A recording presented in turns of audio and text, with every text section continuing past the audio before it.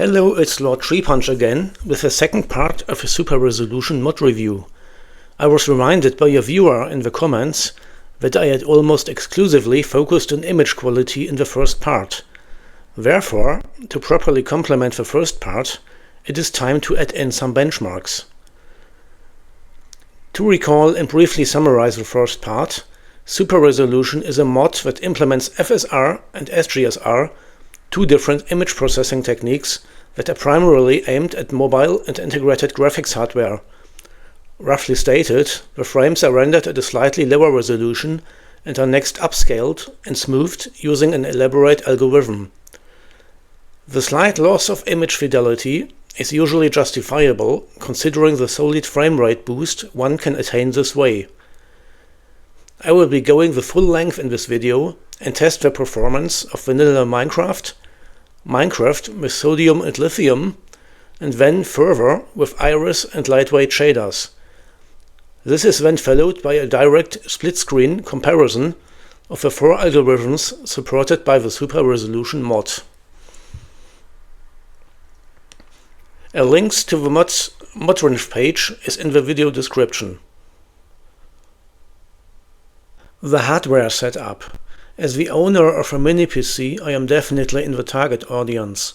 This device features a Ryzen 9 6900HX chipset with an octa-core CPU that can clock up to 5 GHz. I purchased the variant with 64 GB of RAM and configured Minecraft in Prism Launcher to take up to 8 GB of that. Many AAA games perform decently well at low or medium details. Alright, the system is freshly rebooted and we are in quasi vanilla with all optimization mods except one full screen mod disabled. I created 6 environments that put an increasing strain on the GPU. Meanwhile, there's always an FPS counter in the upper left corner. First, we have a typical spawn setting in a plains biome. Notice that I marked the location to stand on and the location to look at with magenta concrete to make the benchmark tests as reproducible as possible.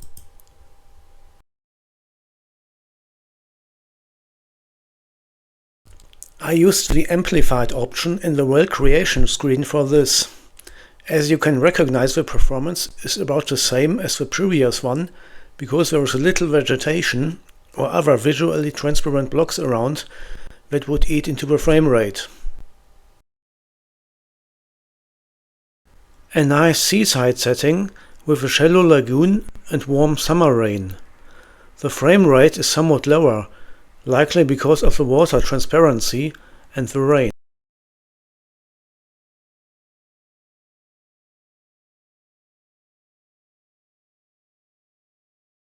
A treetop in an infinite jungle.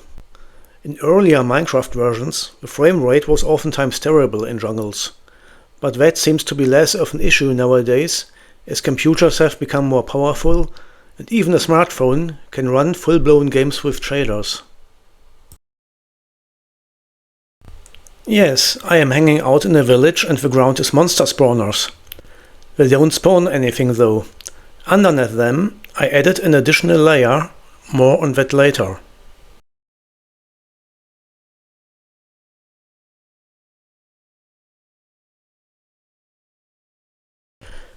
This is the last and by far the most demanding environment. The floor is shroom lights topped with piglin heads. That's nice and I could stay here all day walking on piglin heads, but I had a revelation lately of a note block and dragon head super flat and need to consider that further. Next are the split-screen comparisons. First we are comparing vanilla, then sodium and lithium, then iris with lightweight shaders, as well as shaders with super resolution on the default setting. I am utilizing the mellow shaders on the highest preset here. And I better put on some music.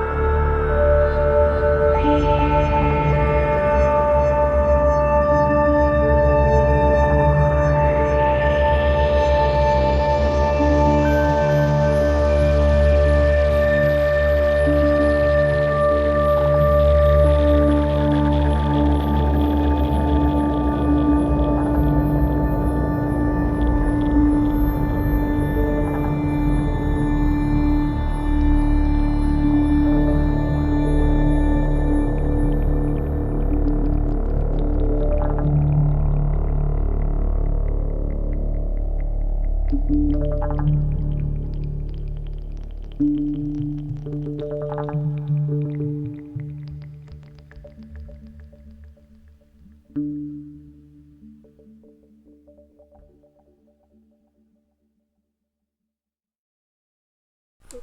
in the base.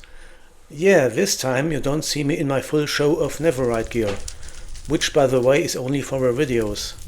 I don't use it in actual gameplay.